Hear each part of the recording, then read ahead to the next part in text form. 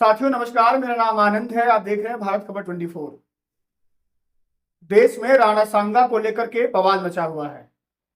राणा सांगा को समाजवादी पार्टी के राज्यसभा सांसद रामजी लाल सुमन ने कहा वो गद्दार थे।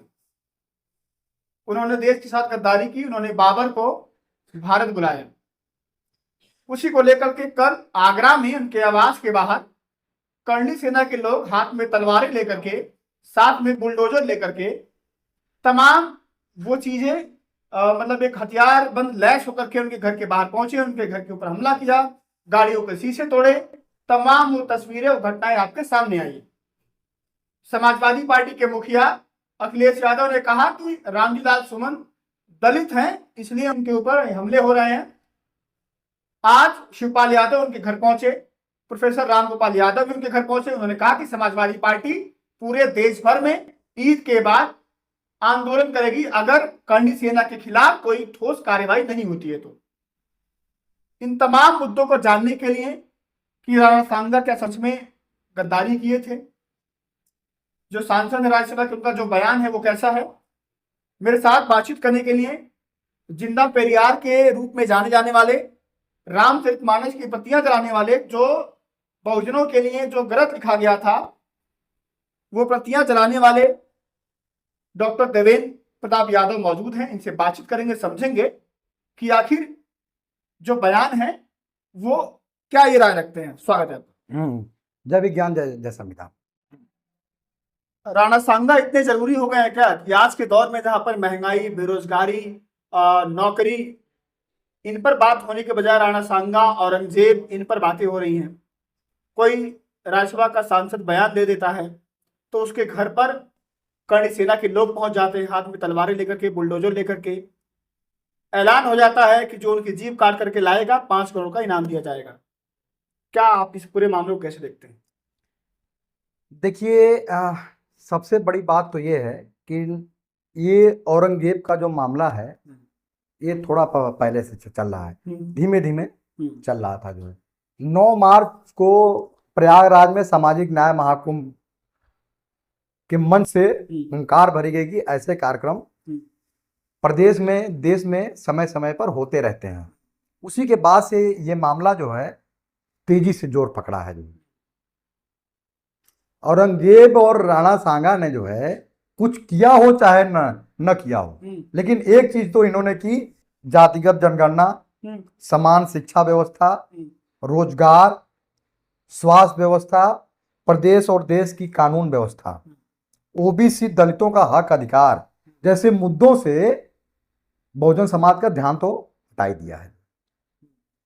ये सब इसीलिए, ये मुद्दे जो है इसीलिए लाए जाते हैं कि ये सब जो बहुजनों के जो मुद्दे हैं उस पर से लोगों का ध्यान हटाया जा सके, क्योंकि इस समय बहुजनों का जो हक अधिकार है वो केवल एक और एक बात पर जो है निर्भर करता है, वो जातिगत जनगणना, और उससे ध्यान हटाने के लिए ये औरंगजेब और राणा सांगा जो है किया जा रहा है।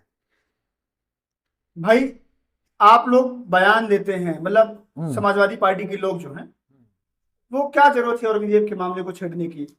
तो औरंगजेब का इन्होंने थोड़ा जो छेड़ा है जो है, अब वो तो जेडीयू के एक विधायक रहे हैं बिहार में, उन्होंने भी तो कहा था ना, औरंगजेब का जिक्र किया था, उनके ऊपर तो कार्रवाई के नाम पे सुन बटे सन्नाटा। लेकिन जब रामलाल जी सुमन की बात आती है तो करणी सेना पहुंच जाती है। जब मेरी बात आई थी तब महंत राजू दास ने कहा था कि इनका गला काटने वाले को 5 लाख का इनाम दिया जाएगा। जो है ये उस समय का बयान है, आप कभी निकाल करके सुन लीजिएगा। और आज के दौर में कहा जा रहा है कि रामजी लाल सुमन का जो जीभ काट, हाँ ये लोग ऐसे करते हैं, कुछ कर नहीं पाएंगे। जो है अखिलेश जी कह रहे हैं कि दलित हैं तो इसलिए हमला हुआ, तमाम चीजें हुई। और खास बात यह कि जहां पर उनका घर है, जहां पर ये घटना घटी, वहां से मुश्किल से 801 किलोमीटर दूर योगी जी की सभा हो रही थी। जो है तो अखिलेश यादव जी ने एक बात ये भी कही जो है कि उनकी सभा हो रही है और उनके बगल में ये घटना हो रही है, बिना उनके संज्ञान में आए हुए घटना जो थोड़ा हो सकती है। जो है बयान हमने सुना है। जो है बात में बिल्कुल सही। देखिए, मैं कोई राजनीतिज्ञ नहीं हूं, ठीक है ना, कि मैं राजनीति का बहुत बड़ा ज्ञाता हूं। जो है लेकिन हाँ, एक बात तो तय है कि अगर यहीं पर कोई जो है सवर्ण व्यक्ति ये कहा होता तो इतनी बड़ी बात नहीं होती। निर्भया कांड जब हुआ था जो है तो वो सवर्ण थी जो है, इसलिए पूरे देश में जो है हो हल्ला मचा। बंगाल में बलात्कार हुआ डॉक्टर का जो है वो भी सवर्ण थी, इतना हो हल्ला मचा। इतनी कितनी लड़कियों के बलात्कार होते हैं इस देश में बहुजनों के, चाहे दलित हो चाहे ओबीसी के हो, निकाल करके देख लीजिए कहीं हो हल्ला जो मचता है जो है। इसीलिए ये दलित हैं, इन्हें कहा है, इसीलिए ये सब हुआ है जो है, और कोई कारण नहीं है जो है। इनके पार्टी का कोई भी होता तो इतना बवाल जो ना होता। तो दलित होना गुनाह है? अब इनके हिसाब से तो गुनाह ही है जो है। मनुस्मृति में तो दलित शब्द ही नहीं है, मनुस्मृति में तो ओबीसी और दलित है नहीं, वहां पर तो शूद्र है, ब्राह्मण क्षत्रिय वैश्य शूद्र, वहां पर तो 4 कैटेगरी है।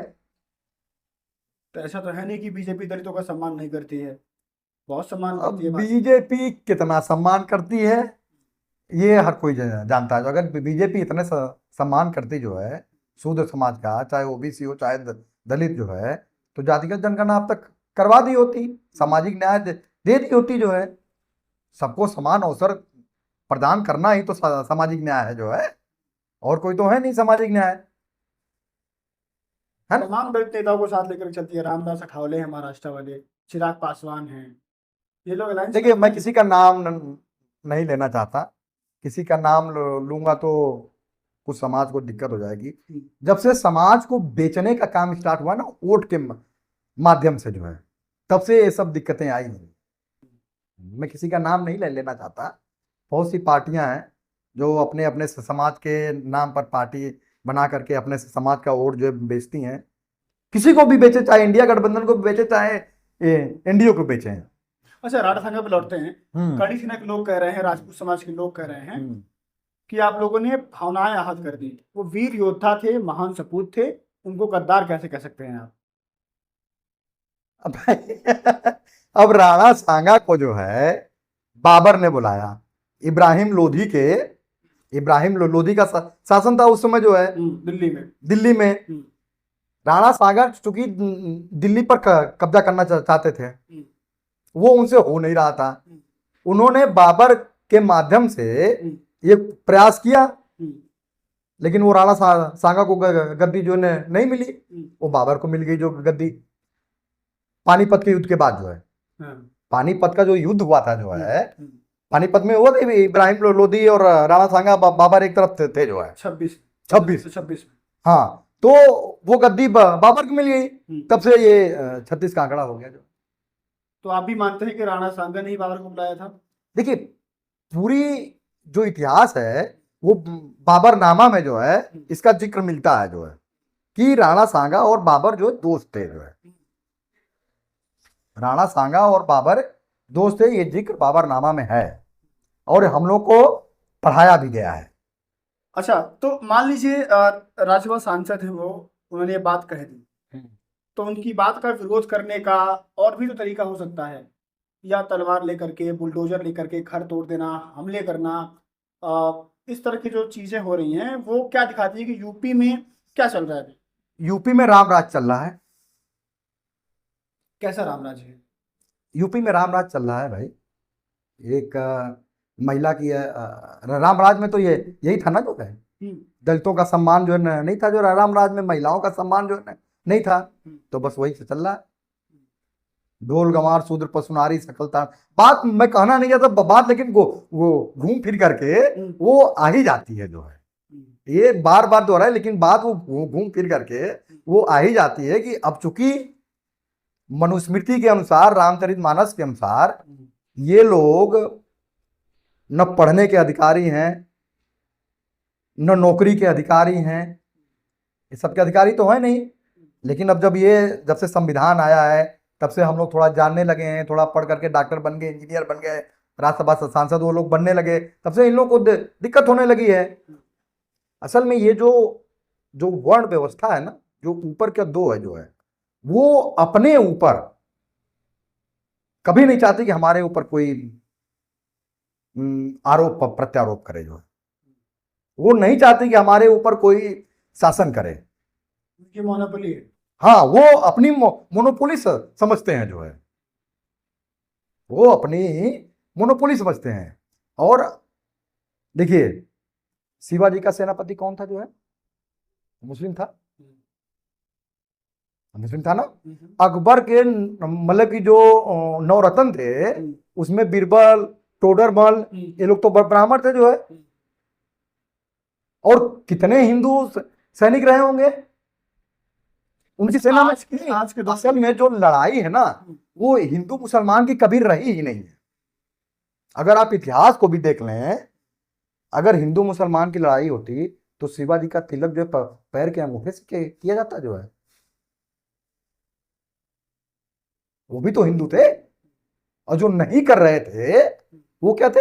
वो भी तो हिंदू थे। अच्छा, एक बात बड़ी चर्चा, मैं हाँ। इस बात को जरूर कहना चाहूंगा। जैसे कहते हैं कि शिवाजी का जब राजतिलक हो रहा था तो कोई भी ब्राह्मण तैयार नहीं था, कोई ब्राह्मण नहीं तैयार था जो है। तो बनारस के उस ब्राह्मण को, जिसको कोढ़ था, जो अपने समाज से निकाला हुआ था, वो आता है और अपने पैर के, बाएं पैर के अंगूठे से उसका राजतिलक और वो करता है, भी अपने पैसे भी लेता है। और वो भी अपने शर्तों पे आता है। हाँ, उसके लिए 3 किलोमीटर लंबा जो है रेड कारपेट बिछाया गया था। ठीक है। हाँ, मैं मानता हूँ, चलिए। हाँ, मेरा मानना यह है, मैं सवाल करता हूँ कि शिवाजी को ब्राह्मण से ही राजतिलक करवाना क्यों था? ये भी तो सवाल हो सकता है कि ब्राह्मण से ही क्यों करवाना था? यही यही तो प्रश्न है। हमारे समाज की मानसिक गुलामी का जो है, यही वो द्योतक है जो है, कि हम कराएंगे तो ब्राह्मण से कराएंगे, नहीं तो नहीं कराएंगे, पुरोहित से कराएंगे। लोग ब्राह्मण होने पे थोड़ा वो कर लेते हैं, पुरोहित कर देते हैं। पुरोहित भी तो वो वही होते हैं जो है।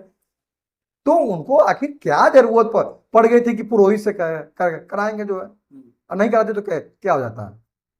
कोई राजा नहीं मानता उस समय तो। राजा जो कब्जे से बनते थे, तलवार का काट दिया, भाई भाई का काट दिया, राजा बन गया। तो यहाँ पर पुरोहित की तो गलती है नहीं, यहाँ पुरोहित की गलती कहाँ यहाँ है? तो गलती शिवाजी की है। शिवाजी की है, बिल्कुल है, बिल्कुल है।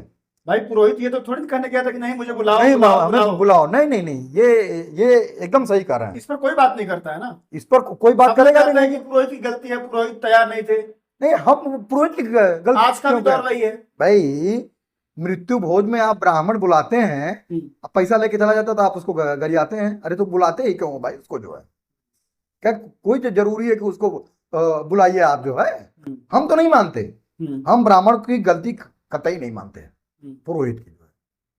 अच्छा, कुछ लोग कह रहे हैं कि अखिलेश जी का राजनीतिक करियर खत्म हो जाएगा। संगीत सोम है, सरना के पूर्व बीजेपी के विधायक हैं, कह रहा अखिलेश जी ने जो राणा सांगा वाले बयान का समर्थन कर दिया, अखिलेश जी का राजनीतिक करियर खत्म है। राजपूत समाज जो है यूपी में अखिलेश यादव समाजवादी पार्टी का राजनीतिक भविष्य खत्म कर देगा। तो राजपूत समाज तो ऐसे भी वोट नहीं देता है। पहले कभी देता रहा होगा अमर सिंह के जमाने पे, अब तो नहीं देता। तो कोई फर्क ब्राह्मण, कोई फर्क नहीं पड़ने वाला। देखिए, ये जनता चुनती है कि हमें किसको चुनना है। संगीत सोम और ये महंत राजू दास और एक करणी सेना नहीं जो चुनेगी कि हमें ये योगी जी को चुनना है कि अखिलेश जी को चुनना है। ये जनता को चुनना है। ये भविष्य के गर्त में है कि किसका कैरियर खत्म होगा, किसका नहीं खत्म होगा, ये भविष्य के गर्त में है। ये जनता चुनती है जो है। हम अब बैठ करके डिस्कस करके नहीं जो चुन लेते हैं। अब मुझे तो लगता है कि जिस तरीके से खड़े हैं अखिलेश यादव रामलाल जी सुमन के साथ, उस तरीके से बहुजन समाज को अब समझ जाना चाहिए जो है। अखिलेश जी बार बार कह रहे हैं कि दलितों का अपमान हुआ है, दलित समाज का अपमान है, ये हमला जो है दलितों पर हुआ है। हाँ, तो सही बात है, गलत थोड़ा जो कर रहे हैं जो। कहीं किसी यादव लड़की का बलात्कार हो जाता है, कोई आवाज नहीं उठती।